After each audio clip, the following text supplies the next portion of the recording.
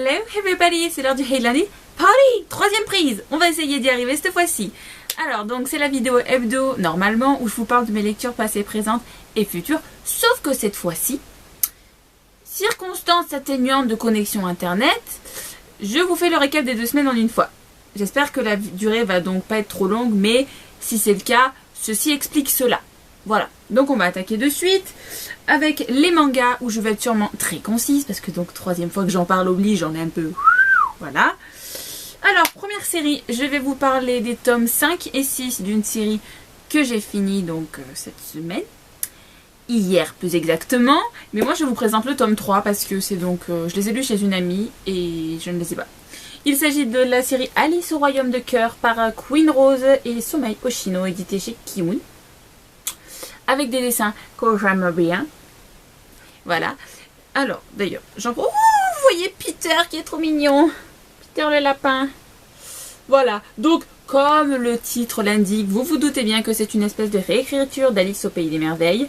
Sauf que là, tous les personnages d'Alice au Pays des Merveilles sont sous forme de garçons trop beaux. Donc, vous comprenez un peu pourquoi je me suis lancée dans cette série, n'est-ce pas? À force de me connaître, vous devriez vous en douter. Mais ce qui a fait que je l'ai continué, c'est que c'est un univers assez bizarre. Et ça a été jusqu'au tome 5. Et tome 6, même si ça a été beaucoup plus mou. Et en revanche, la fin, elle est assez bizarre. Donc ça reste dans la lignée dans la continuité de la série, vous me direz. Seulement, il se passe pas grand chose. Et puis d'un coup, bam, c'est fini. Pas d'explication. C'est une fin hyper ouverte. Donc on aime ou on n'aime pas. Mais je me dis... qu'il y a un spin-off sur cette série qui est donc Alice au Royaume de Trèfle, qui est en au moins 6 tomes. D'ailleurs, le tome 6 est sorti la semaine dernière. Donc, je me dis que je lirai Alice au Royaume de Trèfle pour retrouver ces personnages que j'aime bien. Et on verra si ça apporte une intrigue, si c'est un peu genre une saison 2 et que ça apporte quelque chose à la série. Voilà. Hop. Ensuite, je me suis lu un autre manga, donc même chose chez mon amie, parce que donc j'en profite pour lire des mangas que j'ai pas chez moi, chez elle. Je me suis fait le tome 1 de la série Ayashino Series par Yu Watase, édité chez Tonkam. J'espère que je vais pas vous donner envie en vous parlant du résumé, parce que je ne sais pas si la série est encore publiée en France, à vrai dire, parce que au Japon, elle a été publiée en 1986. Et donc, ouais, voilà. Des fois, les vieilles séries en France, on les a plus. Donc, bon. Je vous montre au cas où la couverture. Et je sais qu'il existe un animé. Donc peut-être que vous pourrez trouver l'animé. Il me semble qu'il est disponible chez Déclic. Si j'y pense, s'il est dispo, je vous mettrai ça en barre d'infos. Avec un lien, vous aurez un résumé et tout le patin couffin. Mais, moi, de ce que je me souvenais du résumé, c'était une jeune fille et son frère jumeau qui, le jour de leur 16e anniversaire, avaient une espèce de test. Mais ils sont au courant de rien. Parce que dans leur famille, il y a un des 2 enfants, pour chaque génération, qui est maudit par une nymphe. Ouais, une nymphe. Et en fait, ben là, donc, dans le manga, donc, ils font le test nature. Et la fille, il s'avère que c'est censé être la nymphe qui va... qui va assassiner la famille, qui va porter le déshonneur sur la famille. Vous savez comment sont les Asiatiques pour l'honneur dans leur famille. Bref. Et donc, ils vont essayer de la tuer. Charmant. Et voilà, et cette histoire un peu, c'est pas vraiment du huis clos, mais avec un problème de territoire, une petite note de fantastique, avec la guéguerre et tout, ça me donnait bien envie. Mais j'ai pas accroché. Donc je ne lirai pas la suite. C'est sûrement dû au fait que c'est une ancienne série de Yu Watase et que ben, forcément les mangaka s'améliorent par le temps. Donc je ne lirai pas celle-ci. Je vais tenter ma chance avec une série Heroic Fantasy qu'elle a écrit il y a 22 ans. Je vais tenter ma chance. Et pour ceux que ça intrigue, il s'agit de la série Fushigi Yugi. Et voilà, je vous dirai quand je l'aurai lu et je vous dirai si je l'ai plus aimé que Ayashino Series. Hop, et donc, dernier manga. J'ai dit que je ne vous en parlerai plus. C'est ce que je vous ai dit dans mon Otaku Time. D'ailleurs, je vous mets la vidéo ici si vous ne l'avez toujours pas vue. Donc dans mon Otaku Time, je vous ai parlé de l'artiste Banra, en long, en large, en travers. Donc si ça vous intéresse, je vous laisse aller sur la vidéo. Et j'étais au début du manga Neverend, le tome 1. Et donc je me suis dit que parmi vous qui regardez mes Heilandi Party, peut-être vous ne regardez pas tous mon Otaku Time. Donc je me suis dit que j'allais en parler ici également. Donc je l'ai fini, j'aime bien, je lirai le 2, voilà, j'aime bien. En fait c'est une espèce de réécriture des contes de fées. Les dessins sont sympathiques. Sympathiques tout plein. Bon, je préfère de loin les versions colorisées de ce qu'elle fait. Et je vous montrerai pas tous les posters que j'ai dans ma chambre parce que ça ne vous intéresse pas j'imagine. Et ça n'a aucun rapport avec la vidéo aussi. Et donc voilà, j'ai beaucoup apprécié l'originalité de l'histoire, le coup de crayon. Et donc je lirai la suite avec bonheur pour retrouver mes personnages que je connais déjà grâce à mes différentes cartes de tarot. Voilà. Et puis on en arrive à mes lectures en cours. Passées, pardon, mes lectures passées, mais les romans. Je m'en sors plus. Alors donc, il y a 2 semaines, je vous laissais avec le tome 1 de la série Les filles au chocolat cœur guimauve par Cathy Cassidy, édité chez Nathan en grand format et chez Pocket en poche. Donc la couverture trop belle avec des cupcakes, des sucres d'orge, des gâteaux, des trucs trop bien, hyper caloriques, anti-mission maillot de bain. Voilà, mais lire ne fait pas grossir, donc j'y suis allée. Ouh. Alors donc, il s'agit du tome sur Sky, qui est donc une des 2 jumelles, pour celles qui ont donc lu Cœur Cerise. Et cette série, c'est une bouffée d'air frais quand même. C'est un livre, vous le lisez, il n'y a aucune prise de tête, c'est un moment super sympa. Et l'auteur, elle a vraiment un don pour nous faire ressentir les différentes émotions, les différents complexes, les différents mal-être de son personnage. Et de nous faire vraiment rentrer dans sa tête et d'avoir des réactions empathiques par rapport à ce qu'elle vit. Et je trouve ça juste trop bien. Et donc j'ai bouffé ce tome. Et vu que je suis quelqu'un d'assez bizarre par certains moments, j'étais d'autant plus attirée par la personnalité de Sky, qui est quand même assez unique en son genre dans sa ville. Et c'était hyper attachant de rencontrer son histoire. En plus, on a une espèce d'histoire secondaire, c'est pas vraiment secondaire parce qu'elle prend vraiment part à l'intrigue, mais une deuxième histoire qui me donnait vraiment envie, une espèce de mini-enquête sur le passé d'une de ses parentes, et j'ai trouvé ça top, donc je l'ai lu à une vitesse folle. Je pense que mardi, il devait être fini. Donc c'est avec plaisir que je me plongerai dans le tome 3 Cœur Mandarine, donc sur la jumelle de Sky. Et voilà, donc je le lirai avec bonheur. Le seul petit bémol pour ma part sur cette série, je vous l'ai déjà dit la semaine dernière, c'est complètement subjectif, mais en fait elles sont jeunes, donc ça pas de problème, mais je trouve que ce qu'elles vivent, ça correspond pas à leur âge. En tout cas moi à leur âge, j'avais pas ce genre de problème. Donc bon, moi dans ma tête je les auto-vieillis, genre elles ont tous au moins 15 ans, hein, là au moins c'est réglé, parce que moi à 11 ans les garçons, ça me passait bien au dessus, hein, voilà, mais bon, ce n'est que moi. Donc très bien, les filles au chocolat, très bien, aucune prétention mais très bien. Ensuite, un autre bouquin dans le genre aucune prétention, mais j'ai passé un moment super sympa et tout. J'ai lu le tome 1 de la série Girl Art Boy, donc d'Ali Cronin, édité chez J'ai lu. Donc Amour ne rime pas avec toujours. Je sais pas, il me donnait trop envie celui-là. Cette série me donne trop envie. Voilà. Donc, pour ceux qui ne connaissent pas, il s'agit d'une série qui traite d'un groupe de jeunes gens qui sont au lycée. 4 filles, 3 garçons. Donc c'est vraiment un groupe de potes et vous avez les différentes relations entre eux, ce qu'ils vivent au fur et à mesure. Et donc ce tome 1, il était plus centré sur Sarah, qui est une jeune fille qui était pas vraiment garçon manqué, mais en fait elle s'intéressait pas aux garçons, elle s'intéresse pas au maquillage et tout. Mais elle va tomber amoureuse pendant ses vacances d'un garçon et on va voir tout ce qui en découle par la suite. Et comment dire, j'ai beaucoup aimé ce bouquin, mais l'héroïne s'arrêtait pas de se voiler la face. Bon, c'est dû au fait qu'elle est amoureuse, que c'est la première fois qu'elle vit ça, qu'elle est paumée, qu'elle a pas... que voilà, il y a plein d'arguments qui font que... Mais la pauvre, j'avais envie de dire, mais ma chérie, réveille-toi. Tous tes amis, elles te donnent des conseils, c'est pas pour rien. Ne te braque pas, bref. Donc bon, là, pour une fois, ça n'a pas été au point où l'héroïne m'a insupportée, comme ça a pu être le cas dans pas mal de new adultes que j'ai lus. Là, c'était vraiment un peu agacé. Mais pas trop non plus. Donc je vous conseille cette lecture si ça vous intéresse de lire un jeunesse contemporain.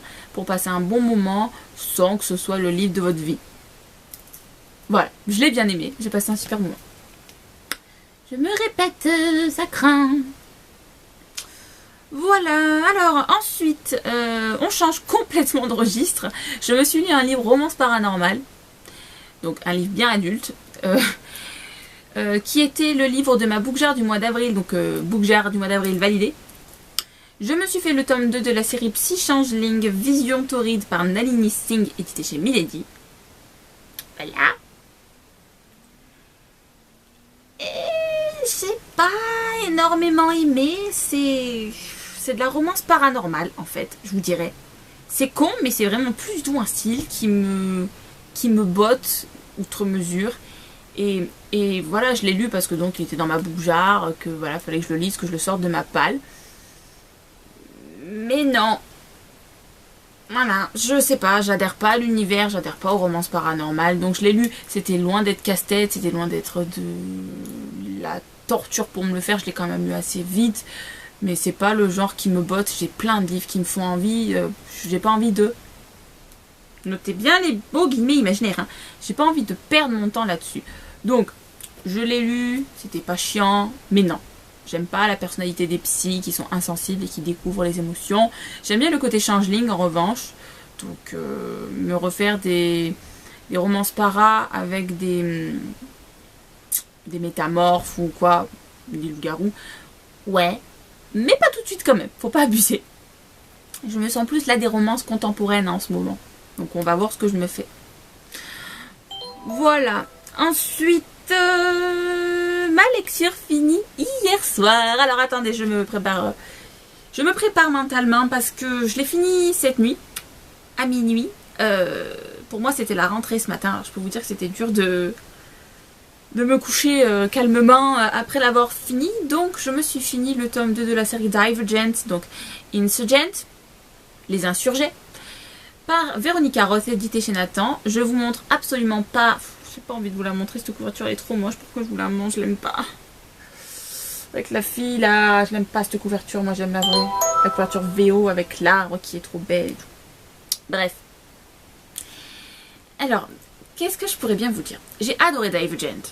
Je vous laisse regarder mes vidéos d'il y a 2-3 semaines. Je vous ai gonflé avec ça. Mais j'adore Divergent.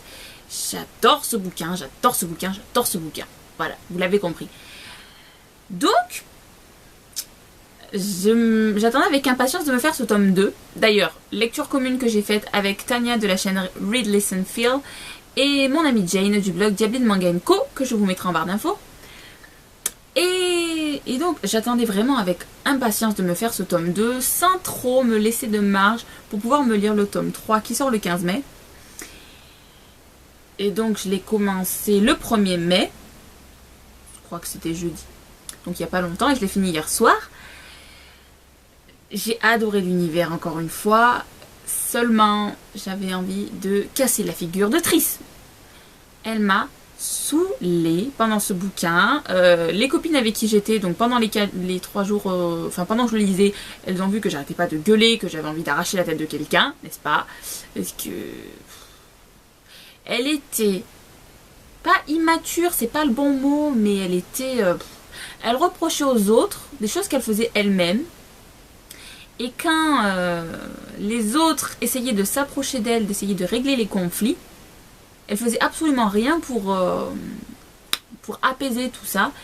Et ça m'a vraiment gonflé. Voilà. Mais l'univers est captivant. Il se passe énormément de trucs. Franchement, quand on voit la quantité de choses qui se passent dans ce tome 2, c'est vraiment impressionnant. Comme ça a été le cas dans le 1 et comme ce sera sûrement le cas dans le 3. Voilà, je ne peux que vous conseiller cette série. Même si Triss m'a gonflé, à la fin, ça finit bien. Beaucoup d'action. J'ai adoré, je l'ai bouffé. Clairement, donc je vous conseille vraiment de lire Divergent 2 si le cœur vous en dit. Pas français. Pas français. Et bientôt vous verrez le 3. Parce que je veux le lire. La fin elle vous laisse comme ça. Pas tant cliffhanger, mais vraiment vous êtes là, vous avez une nouvelle, vous dites mais... Et la suite elle est où? Explique. Explique-moi. Voilà. Donc le 3 je le veux. Je ne m'étends pas plus. Ensuite, on va arriver sur mes différentes lectures en cours et malheureusement, j'en ai toujours 3. Tout va bien. Voilà, donc, alors, j'ai dit que je vous en parlais pas, mais on y est. Je suis toujours sur le Hans Christian Andersen, L'Elfe de la Rose, édité chez Folio dans la collection 2 euros. J'ai pas avancé, j'ai dû lire un conte. Je vous le remontrerai plus tard. Parce que j'aime pas des masses. Ensuite, je suis au tiers, je crois. Alors, attendez. Livre addict est mon ami. Oui. Je suis exactement à 32% du livre Fille de Lune, le tome 1, Naïla de Brume par Elisabeth Tremblay, édité chez Pocket. Et je n'aime pas des masses. C'est de la fantaisie, c'est pas un style que j'affectionne, mais je le lis. Je l'ai acheté. Taré la fille. En fait, au tiers du bouquin, elle est toujours pas... L'intrigue n'a toujours pas réellement commencé, ce qui fait que je rame un peu. Je vais essayer de lire ce soir pour y aller, mais ce n'est pas non plus une torture pour le lire, donc j'espère juste que ça va se dynamiser un peu parce que là ça commence vraiment à devenir embêtant que ça avance pas. Voilà. Et ensuite, livre que j'ai attaqué ce matin, vite fait, pour combler le manque de Divergent et parce que je dois le rendre ce week-end. J'ai commencé le fameux livre Poison par Sarah Pimborough, édité chez Milady, donc je ne sais pas comment s'intitule la série. Les contes quelque chose. Bref, je pense que vous connaissez ce livre à force de l'avoir vu partout sur la blogo. Alors, je suis à 15% parce que j'ai juste le 30 pages. Comme je vous dis, je l'ai commencé ce matin. Et... j'aime pas la méchante reine. Mais en même temps, c'est normal, elle n'est pas censée être sympathique pour qu'on l'apprécie. Donc, je peux pas vous en dire grand chose pour le moment. Donc, la semaine prochaine, vous aurez mon avis final. Attendez. Et donc, on va passer aux lectures futures. La seule lecture future sûre que je peux vous montrer, mais je ne sais pas quand je me la ferai, ce sont les tomes 1 et 2 de la sélection. Que vous dire? Je peux pas ne pas lire la sélection à sa sortie. Donc, avant le 15 mai, donc le 14 mai au soir, il faut que j'ai fini le 1 et le 2. Ils se lisent à une vitesse faramineuse, il n'y a aucun problème de ce côté-là. Mais ce week-end, je ne suis pas chez moi, je suis à Paris. Donc il faut que je les lise avant. Et quel bonheur ça va être de me replonger dans l'univers d'America et d'Aspen et de Maxon. J'oublie toujours le nom du prince. Et de Maxon. Donc voilà, ceux-là, vous allez sûrement les revoir lundi prochain. Voilà. Et par la suite, je vous avoue, je ne sais pas, parce qu'il faut vraiment que j'avance dans ces deux-là. Et ça va être un peu galère. Voilà. Avec tous les bouquins que je vais vous montrer, vous avez de quoi faire. Et vous, que lisez-vous? Dites-moi ça en bientôt. Et je vous rappelle que vous pouvez aller voter pour une future lecture du mois avec ma book jar sur la page Facebook. Et je vous dis à bientôt. Ciao!